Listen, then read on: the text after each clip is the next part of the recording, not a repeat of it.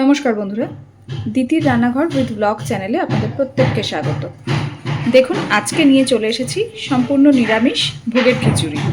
তো শুধু ভোগের খিচুড়ি বলে না, আজকে বৃষ্টিও হচ্ছে, শীত শীত আছে।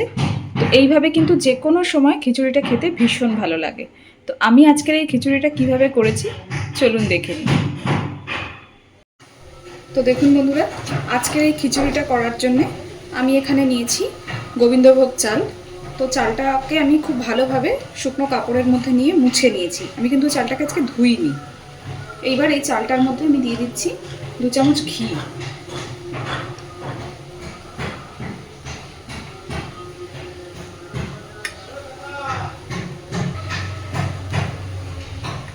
আমি এবার ঘিটা দিয়ে চালটাকে খুব সুন্দর করে মেখে নেব।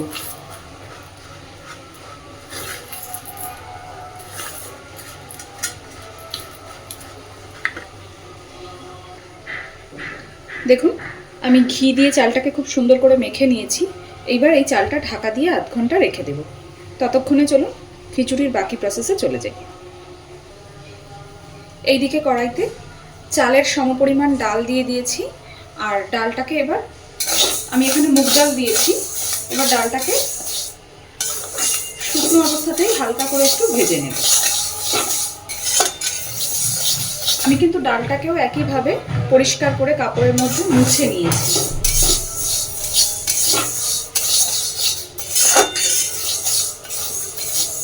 খুব হালকা করে ডালটাকে এবার ভেজে নেব।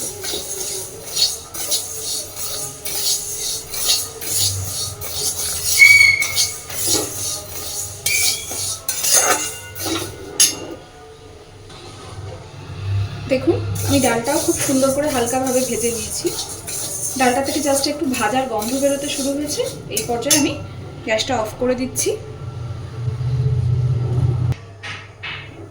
দেখুন, এইদিকে আর একটা অন্য কড়াইতে তেল গরম করে নিয়েছি, সর্ষের তেল গরম করেছি।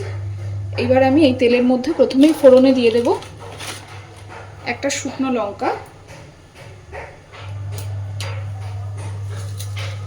2টো তেজপাতা ছিঁড়ে দিয়ে দিচ্ছি, আর দিচ্ছি একটু আস্ত জিরে।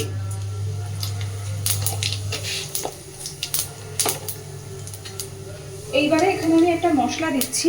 এখানে আমি নিয়েছি আদা, জিরে আর অল্প একটু রাঁধুনি একসাথে আমি শিলে বেটে নিয়েছি। এই বেটে নেওয়া মশলাটা এবার দিয়ে দিচ্ছি।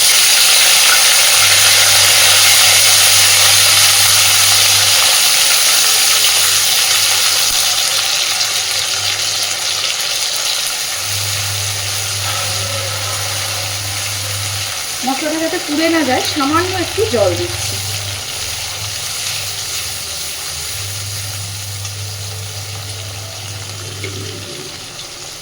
এইবার একে একে দিয়ে দেব পরিমাণ মতন হলুদ,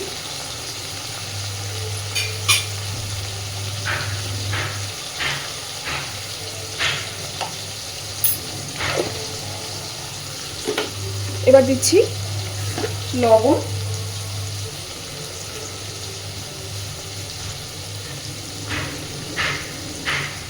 আমি এখানে খিচুড়ির পরিমাণ অনুযায়ী একেবারেই দিয়ে দিচ্ছি।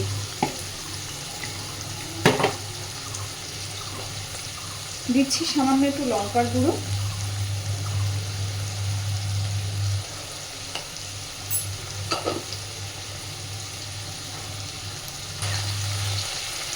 আর দিচ্ছি ধনে গুঁড়ো।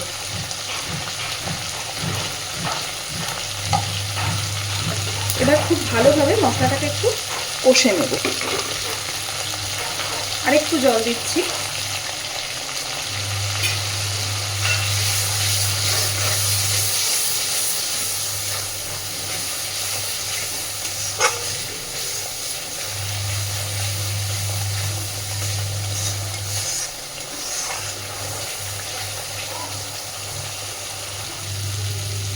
দেখুন, মশলাটা খুব সুন্দরভাবে কষা হয়ে গেছে, মশলা দিয়ে তেল ছেড়ে দিয়েছে। এই পর্যায়ে আমি দিয়ে দিচ্ছি 2-3টে চেরা কাঁচা লঙ্কা, আর দিচ্ছি আগে থেকে শুকনো খোলায় যে মুগ ডালটা ভেজে রেখেছিলাম, সেই ভাজা মুগ ডালটা।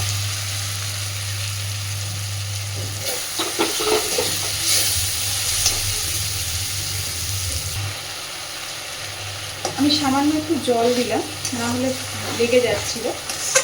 এবার ডালটাকে এই মশলার সাথে মিনিট 2-3 একটু ভালোভাবে নাড়াচাড়া করে নেব।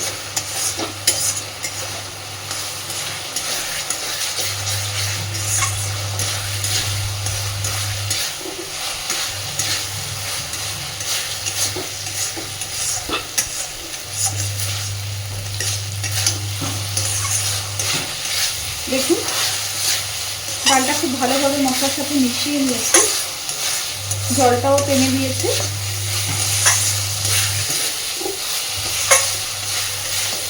ডালটা নাড়াচাড়া করতে করতে দেখুন তেল বেরিয়ে এসেছে। এই পর্যায়ে আমি দিয়ে দিচ্ছি জল। আমি এখানে কিন্তু গরম জল দিচ্ছি।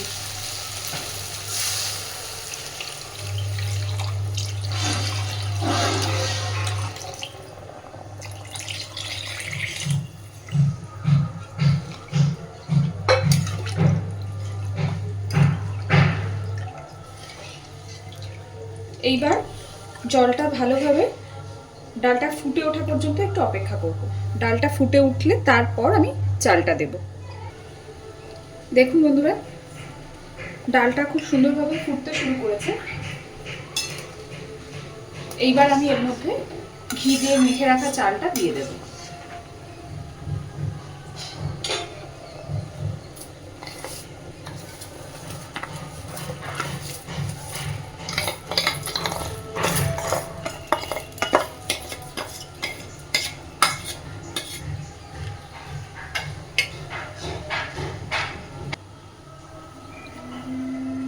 চাল আর ডালটাকে এবার খুব সুন্দরভাবে মিশিয়ে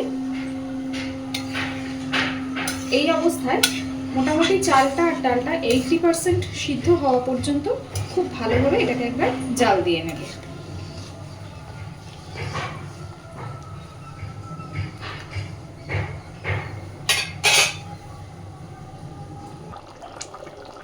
দেখুন বন্ধুরা, আমার কিন্তু চাল ডাল সবই বেশ সিদ্ধ হয়ে এসেছে অনেকটাই।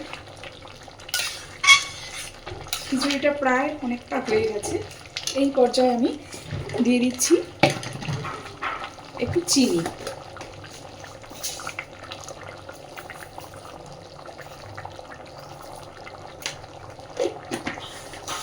যেহেতু নিরামিষ খিচুড়ি, নিরামিষ এইভাবেও আমরা অনেকেই ভোগের খিচুড়ি করি, তো ওই জন্য একটু চিনি দিলাম। আর চিনি দিলে স্বাদটাও ব্যালেন্স হয়।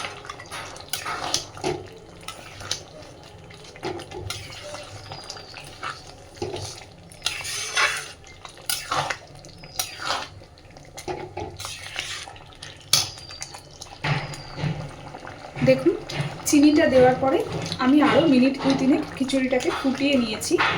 আমাদের কিন্তু খিচুড়ি একদম রেডি। এই পর্যায়ে আমি গ্যাসের ফ্লেমটাকে পুরো সিমে দিয়ে দিয়েছি। এবার ওপর থেকে দিয়ে দিচ্ছি একটু গরম মশলার গুঁড়ো।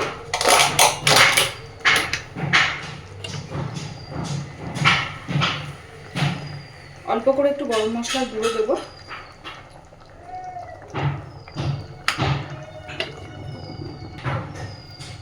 আর দিচ্ছি একটু ঘি। আমি যেহেতু প্রথমে চালটাও ঘি দিয়ে মেখে রেখেছিলাম, তাই খুব বেশি ঘি এখানে দেব না। 2 চামচ ঘি দিয়েছি।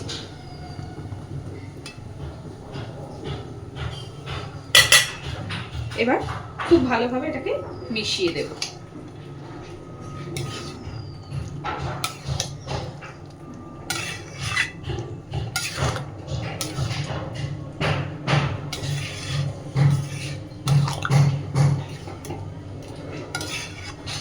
তো আমার আজকের খিচুড়ি কিন্তু একদম রেডি। যে কোনো পুজোর ভোগে বা যে কোনো এই শীতকালে যে কোনো দিন, আজকে তো একটু বৃষ্টি বৃষ্টি ওয়েদার, তো এইভাবে কিন্তু খিচুড়ি বাড়িতে বানিয়ে দেখতেই পারেন। আর এখন তো শীতকাল, এর মধ্যে নানান রকম সবজিও আপনারা ব্যবহার করতে পারেন। আমি তো আজকে প্লেনই করেছি।